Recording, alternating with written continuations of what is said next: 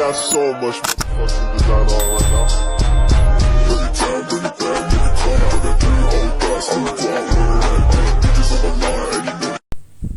Bayangkan kalian sedang berjalan-jalan di Shinjuku, Jepang, dan memegang selembar uang kertas yang bernilai paling tinggi di sana, yaitu 10.000 yen.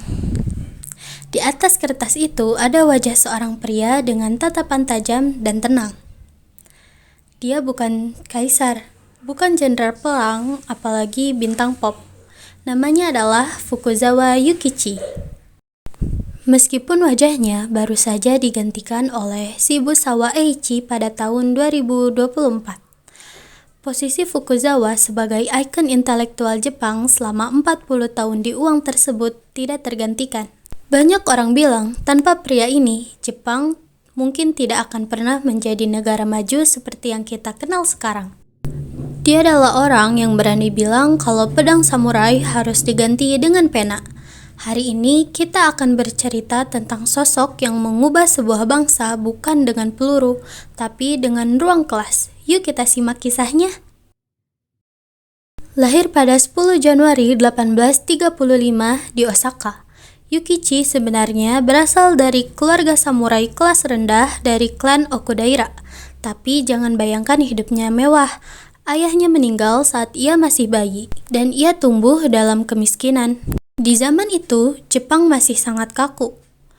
Kalau kamu lahir di kelas bawah, kamu akan selamanya di bawah. Tapi, Yukichi punya rasa penasaran yang gak masuk akal. Di usia ke-19 tahun, ia pergi ke Nagasaki untuk belajar bahasa Belanda. Ia ingin tahu apa yang dipelajari oleh orang Barat. Nah, menjawab pertanyaan banyak orang, apakah beliau masih hidup? Jawabannya tentu sudah tidak. Beliau meninggal pada 3 Februari 1901 di Tokyo karena stroke. Tapi, meski raganya sudah tiada lebih dari 1 abad, ide-idenya masih bernafas di setiap sudut sekolah di Jepang. Titik balik hidupnya saat Jepang mulai membuka diri. Yukichi terpilih dalam misi diplomatik pertama Jepang ke Amerika Serikat pada tahun 1860 dan ke Eropa tahun 1862. Kalian tahu apa yang membuatnya kaget? Bukan senjata atau kapal uapnya. Dia justru bingung melihat hal-hal sederhana seperti rumah sakit, bank, dan kantor pos. Dia bahkan heran, kenapa orang Amerika tidak mengenal siapa keturunan George Washington. Di sanalah dia sadar, di Barat orang dikenal karena kemampuannya, bukan karena silsilah keluarganya. Pulang ke Jepang, dia membawa koper penuh buku teks. Dia punya misi gila. Dia ingin menghapus mentalitas budak dari kepala rakyat Jepang dan menggantinya dengan kemandirian. Lalu, apa sebenarnya yang ia tinggalkan sehingga ia disebut Bapak Pendidikan? Ada 3 hal besar. Pertama, ia mendirikan Universitas Keio. Ini adalah universitas swasta pertama dan tertua di Jepang. Dia ingin ada tempat belajar yang bebas dari campur tangan pemerintah, tempat di mana orang bisa berpikir kritis. Kedua, beliau menulis buku Gokumon no Susume atau Anjuran Belajar. Ini adalah bestseller pada zamannya. Kalimat pembukanya sangat legendaris.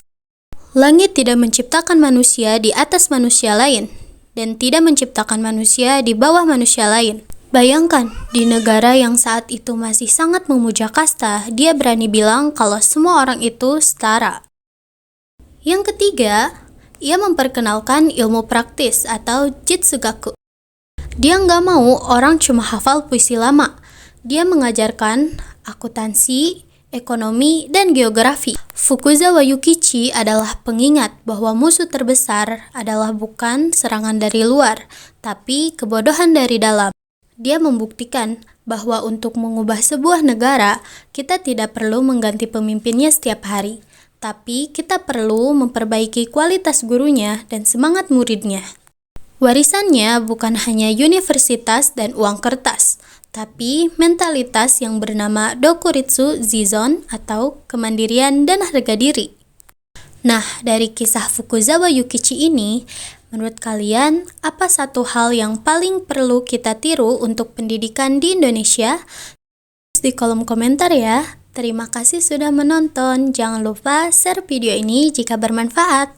Aku Lia, izin pamit. Jangan lupa menulis sejarahmu sendiri ya. Bye-bye.